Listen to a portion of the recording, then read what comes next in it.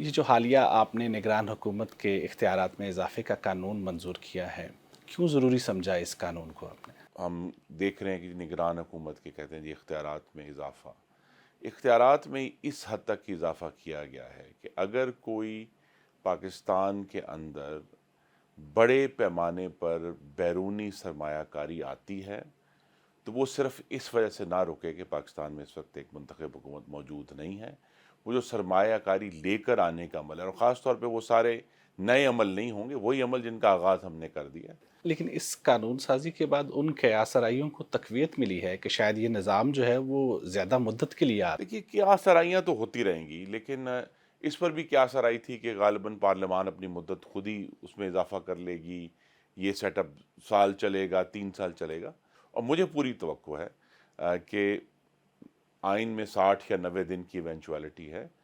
تو زیادہ سے زیادہ 90 دن کے اندر پاکستان میں نئے انتخابات نومبر کے پہلے 10 دن میں ہو جائیں گے۔ یہ آپ کا یقین ہے کہ انتخابات جو ہیں وہ وقت پر ہوں گے؟ جی دیکھیں، کوئی ایمرجنسی صورتحال اللہ تعالیٰ نہ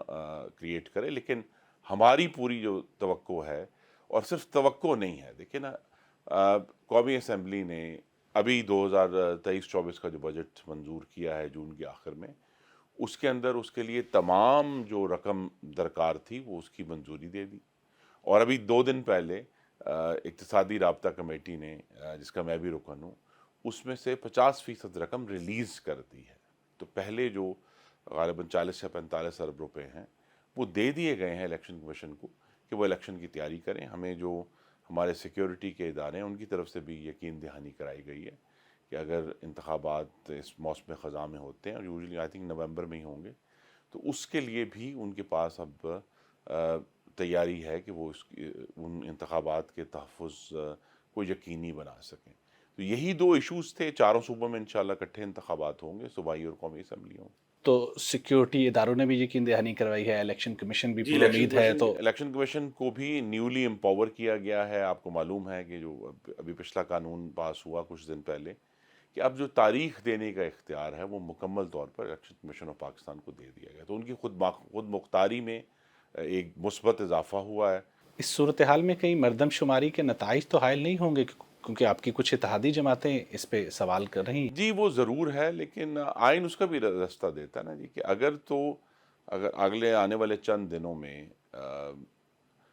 جو مشترکہ مفادات کونسل کا ایک اجلاس ہونا ہے، اس کے اندر جو 2023 کی مردم شماری ہے اس کے اوپر اتفاق رائے ہو جاتا ہے، تو پھر جو انتخابات ہیں وہ نئی مردم شماری پر ہوں گے،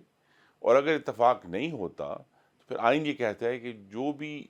آخری نوٹیفائیڈ مردم شماری ہے اس کی بنیاد پر انتخابات ہوں گے۔ اب جب کہ انتخابات ہونے جا رہے ہیں اور آپ نے انتخابی اصلاحات بھی کر لی ہیں، تو کیا یہ کہا جا سکتا ہے کہ آئندہ انتخابات کی شفافیت پہ سوال نہیں اٹھیں گے؟ ہماری تو پوری کوشش یہی ہے کہ انتخابات صاف اور شفاف ہوں، لیکن یہ آپ کے ناظرین کے لیے میں واضح کر دوں کہ اب یہ تمام جو ذمہ داری ہے، اور یہ بھاری ذمہ داری ہے، آسان نہیں ہے، الیکشن کمیشن آف پاکستان کے کندھوں پر آن پڑی ہے۔ تو اب جب کہ ہم نے 2008 کے بعد سے 15 سال ہو گئے ہیں جمہوریت کی بحالی کے بعد، تو جو بھی سبق سیکھے اب ان کا جو امتحان ہے وہ انشاءاللہ 2023 کے انتخابات میں ہوگا، کہ الیکشن کمیشن آف پاکستان بطور ادارہ بھی،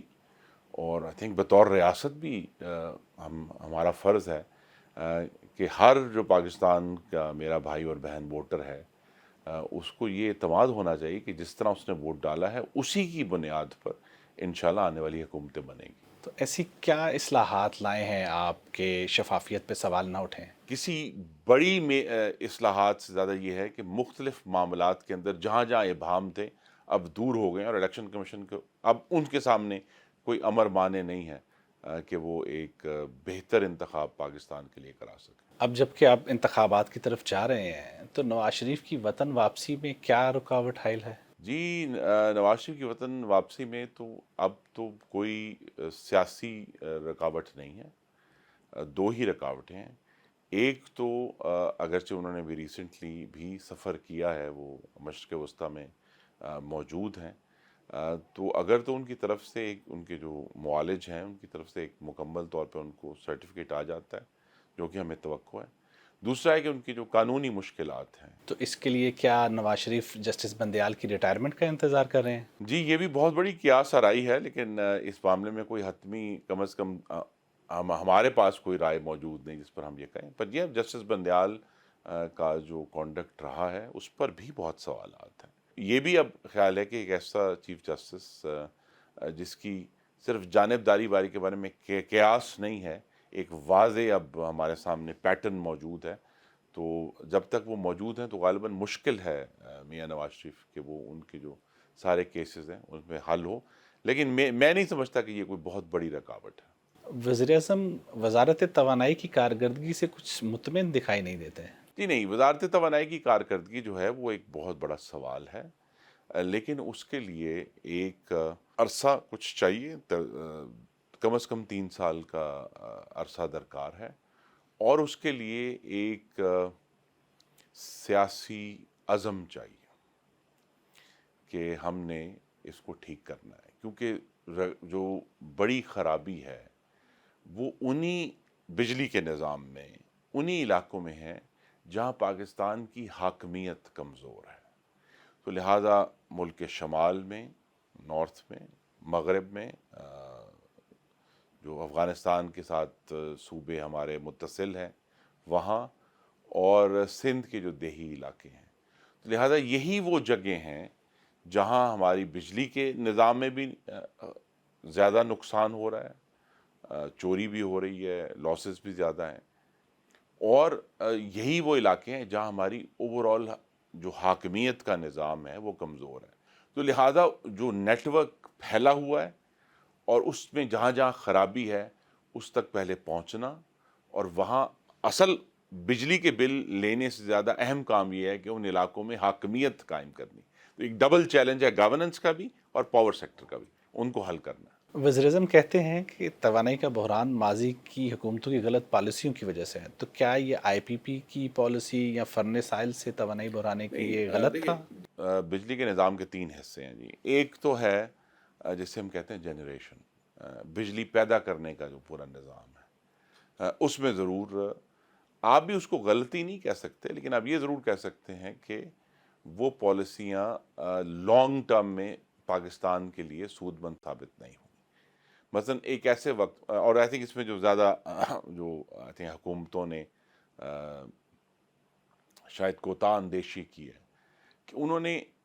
اس وقت جو ایندھن سستا تھا دنیا میں اس کی بنیاد پر بجلی بنانے کے کارخانے لگا دی. تو لہٰذا اس کا جو اصل حل ہے وہ تو ہم نے جو پالیسی دی ہے وہ یہ ہے کہ پاکستان میں اب جو نئے بجلی بنانے کے کارخانے ہیں وہ امپورٹڈ ایندھن پر نہیں ہوں گے. تو لہٰذا جو پچھلی 3 دہائیوں کا ایک نچوڑ ہے وہ یہ ہے کہ ہمیں ایسے ایندھن کے اوپر بجلی پیدا کرنی ہے جو ہم امپورٹ نہ کریں.